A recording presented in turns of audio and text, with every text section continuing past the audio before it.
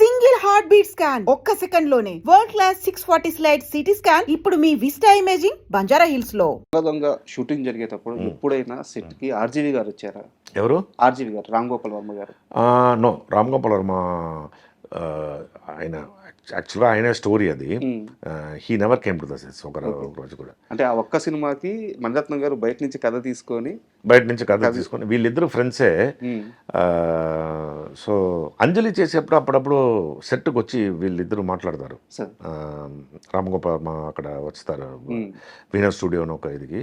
ఇద్దరు మంచి ఫ్రెండ్స్ అని నాకు తెలుసు. కానీ ఈ పిక్చర్లో స్టోరీ ఆయన ఐడియా యాక్చువల్గా. So many scenes were created ఆ సెట్స్లోనే యాక్చువల్గా. యాక్చువల్లీ మీరు చూస్తే మణిరత్నం గారు ఒక ప్రాపర్ స్క్రిప్ట్ లేకుండా వెళ్ళే పిక్చర్ అది. ఎందుకంటే already he composed all the songs. కళ్ళు కళ్ళు అది వీరబాండి కోటేలా అన్ని సాంగ్ రికార్డ్ చేశారు. రికార్డ్ చేసి ఫస్ట్ సాంగ్ తీసాం మనం వెళ్ళి 10 days. ఆ తర్వాత ఇద్దరు దొంగలు ఏమని చెప్పి అక్కడ స్పాట్లో యాక్చువల్గా చాలా సీన్స్ క్రియేట్ అయింది. స్పాట్లో సుహాసిని మేడం రాస్తారు. సో ఆ పిక్చర్ మాత్రం మీరు చూస్తే ప్రాపర్ స్క్రిప్ట్, క్లైమాక్స్ అన్నీ ఏం లేదు. అప్పుడప్పుడు అవుట్డోర్ అని 20 days వెళ్తాం.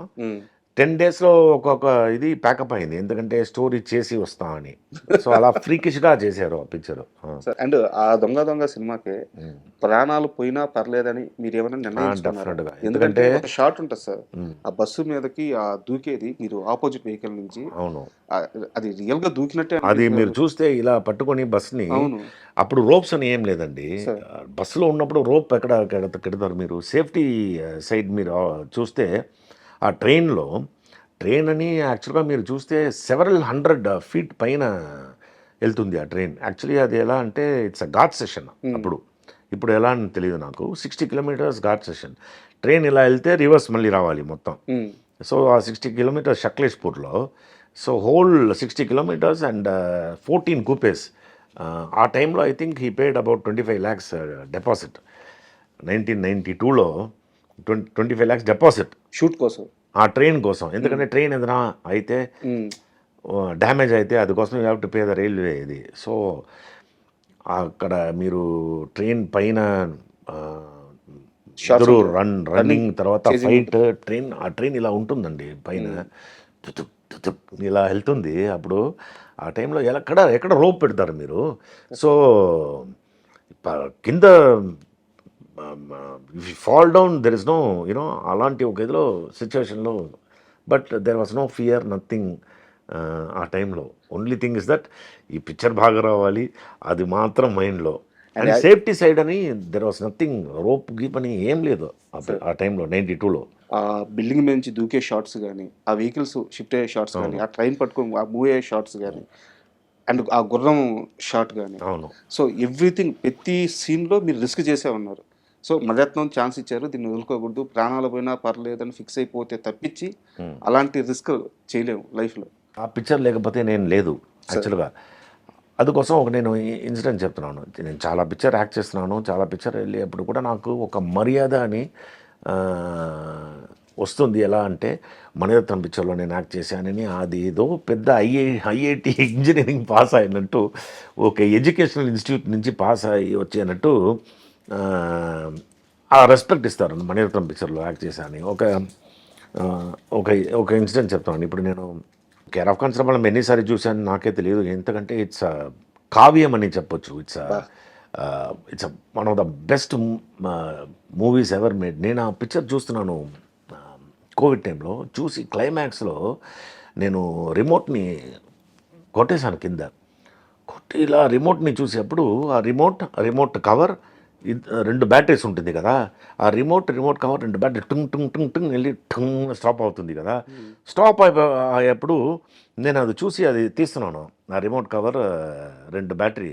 సో 4 అంటే 4 క్యారెక్టర్స్ అది కలిపి అని ఇలా పిక్చర్ అయిపోయింది. అది కలిపితే ఒక రిమోట్. అవును, ఒక రిమోట్, 1 క్యారెక్టర్, 2 బ్యాటరీ, ఆ రిమోట్ కవర్, 4 క్యారెక్టర్స్ ఒక్కరే.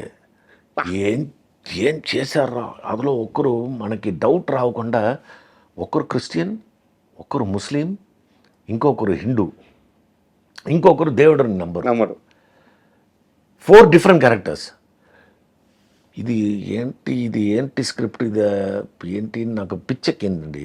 పిచ్చెక్కి నేను పైకి వెళ్ళి సిగరెట్ తాకి నా వైఫ్ దగ్గర, ఏంటి చాలా ఎక్కువగా చేస్తున్నావు నువ్వు ఒక పిక్చర్ చూసి వెళ్ళి మూడు వైఫ్ అంటే హేట్రేడ్ అని అందరూ ఈ పిక్చర్ ఏంట్రా ఈ పిక్చర్ చేశాను ఎవర్రా ఇది అని చెప్పి వెళ్ళి చూస్తే వెంకటేష్ మహా. ఇప్పుడు మణిరత్నం గురించి మాట్లాడాను కదా, ఇదన్నీ పోయింది. మణిరత్నం అన్నీ పోయి మనం ఎలాగైనా వెంకటేష్ మహా పిక్చర్లో యాక్ట్ చేయాలి. ఏం చేయాలి అంటే ఏదో ఎవరో నంబర్ ఇచ్చారు, ఆయన ఫోన్ తీయట్లేదు, అలా పోయింది. ఏంట్రా ఇది, ఎలాగైనా ఈయన పిక్చర్ నేను చేయాలి అని చెప్పి ఆయన ఫోటో ప్రింట్అవుట్ తీశాను. ప్రింట్అవుట్ తీసి నా బెడ్రూమ్ ముందు స్టిక్ చేశాను. ఎలాగైనా ఆయన నెక్స్ట్ పిక్చర్లో నేను ఎలాగైనా ఉండాలి అని my prayers was always there. అలా నేను ఈయన గురించి ఆలోచించినప్పుడు ఒక ఫ్రెండ్ ఇంటికి వెళ్ళాను. ఫ్రెండ్ ఇంటికి వెళ్ళేప్పుడు ఒక ఫోన్ వచ్చింది. ఫోన్ వస్తే ఒకరు మాట్లాడతారు, సార్ నేను ఎగ్జిక్యూటివ్ ప్రొడ్యూసర్ మాట్లాడుతున్నాను, మీ దగ్గర డైరెక్టర్ మాట్లాడుతున్నారంట అని చెప్పి ఫోన్ ఇచ్చారు. ఫోన్ ఇచ్చేప్పుడు ఫోన్ తీశాను నేను. హలో సార్, ఆయన వాయిస్ ఇలాగే ఉంటుంది కదా, హలో సార్ ఐఎమ్ వెంకటేష్ మహా. నేను ఆలోచించాను ఎవరో ఇమిటేట్ చేసి, ఎందుకంటే నా ఫ్రెండ్స్ దగ్గర చెప్పాను, మీరు చూడండి ఆ పిక్చర్. నా ఫ్రెండ్స్ అని ఆ పిక్చర్ చూసి ఏం పెద్దగా ఉంది కానీ నేను ఆలోచిస్తారు పిక్చర్ నా కొడుకులు వీళ్ళు ఒక మంచి పిక్చర్ చూసి అప్రిషియేట్ చేయడానికి. సో ఈయన ఫోన్ చేశారండి, ఎక్కడ ఉన్నారు సార్ అని. నేను చెప్పాను రేపు నేను హైదరాబాద్ వస్తున్నాను. యాక్చువల్గా నాకు పని లేదు, హైదరాబాద్ రావడం పని లేదు. నేను ఎలాగైనా ఈయన మీట్ చేయాలి, ఇంకో ఫోన్ ఇదే కాదు, రేపు హైదరాబాద్ వస్తానని చెప్పి నెక్స్ట్ డే వచ్చేసాను. నేనే చెప్పాను ఏదో షూటింగ్ అని. So I met him and he narrated the story అండి. ఆయన హీ నెవర్ సాట్. ఆ స్టోరీ విన్నప్పుడు నాకు కేర్ ఆఫ్ కాంచరపాలెమే ఆ రేంజ్లో ఉంటే మీరు ఆలోచించండి, జస్ట్ ఇమాజిన్ చేయండి. నేను చెప్తున్నాను రావు బహదూర్ ఎంత లెవెల్లో ఉంటుంది.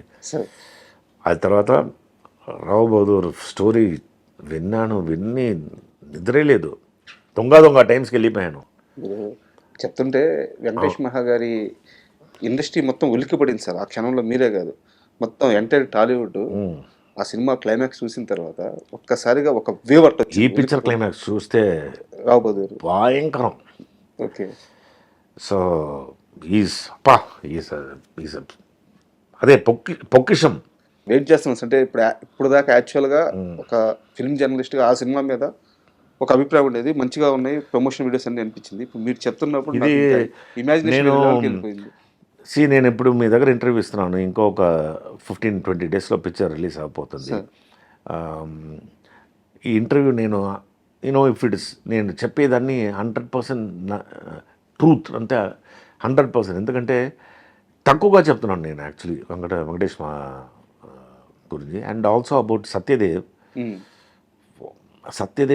నేను ఇప్పుడు మనం కమల్ హాసన్ గురించి మాట్లాడాం కదా, కమల్ ఎలా చూసామో నేను, ఎందుకంటే అపూర్వ సహోదరుడు ఇక్కడ డబ్డ్ వర్షన్ ఏమని తెలియదు, డాఫ్గా యాక్ట్ చేస్తారు కదా, అపూర్వ సహోదరులే కదా. అపూర్వ సహోదరులలో ఎంత కష్టపడారో కమల్, నేను పక్క ఉండి ఐ వాస్ దేర్ విట్నెసింగ్ ఆయన హార్డ్ వర్క్, ఎంత హార్డ్ వర్క్ చేశారో. దిస్ సత్యదేవ్ అంత హార్డ్ వర్క్ చేశారు. సత్యదేవ్కి నాకు తెలిసి ఈ పిక్చర్లో నేషనల్ అవార్డు ఇదని ఒక ఆర్డినరీ అవార్డు అయిపోతుంది. He will go to international level, even the movie will go to international level. And Satyadev really waiting sir. And మీ విషయంలో నాకు ఒక చిన్న కంప్లైంట్ ఉంది, అడగొచ్చు సార్. ఇప్పుడు దొంగ సినిమా అయిపోయింది, సో ఒక మంచి క్రేజ్ వచ్చింది, అన్ని ఇండస్ట్రీల నుంచి మీకు అభిమానుల నుంచి లవ్ వస్తూ ఉంది, కెరీర్లో ఎదిగే సమయం. అలాంటి సమయంలో అమ్మాయి కాపురం లాంటి ఒక సినిమా ఎందుకు చేయాల్సి వచ్చింది, ఎందుకు చేశారు? యాక్చువల్గా అందులో హీరో నాకు 2 సాంగ్స్ ఉన్నాయి, మంచి ఇదిలాగానే వెళ్తుంది. ఆ తర్వాత they will reveal that it is ఇది. సో సినిమాకు ఒప్పుకున్న ముందు మీకు కథ అంతా తెలుసా? నేను విలన్ అనే తెలుసు. సో నేను అప్పుడు ఏం ఆలోచించానంటే, పిక్చర్ సూపర్ హిట్ అయింది, అమ్మాయి కాపురం సూపర్ హిట్ అయింది, కానీ నన్ను చూస్తేనే అయ్యో ఈయన అని అలా ఇంపాక్ట్ అయిపోయింది.